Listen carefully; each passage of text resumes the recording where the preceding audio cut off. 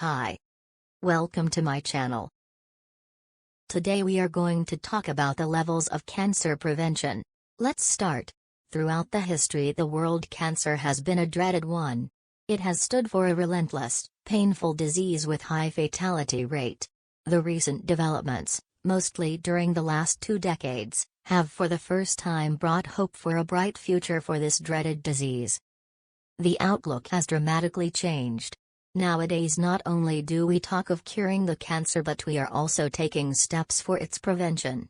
Cancer prevention is a relatively new concept which has become possible with better understanding of the role of environment in the causation of cancer.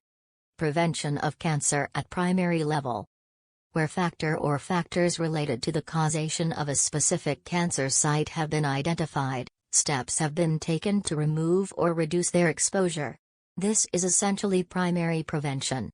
The most notable successful application of this principle is in the field of diagnostic radiology. When X-rays were introduced, many of the early workers developed carcinoma of the skin of the hands.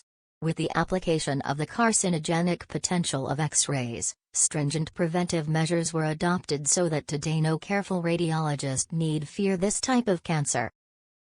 The greatest scope of primary prevention of cancer, however, is in the area of elimination/reduction of the use of tobacco. In large cities, smokers who reside in industrial areas where atmospheric pollution is a health hazard have a higher risk of cancer of the bronchus or respiratory tract than non-smokers.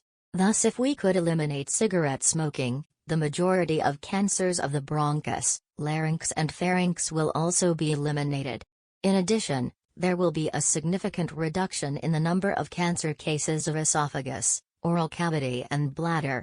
Similarly, if people can be persuaded to give up tobacco, there will be a marked reduction in the cancers of the oral cavity and oropharynx.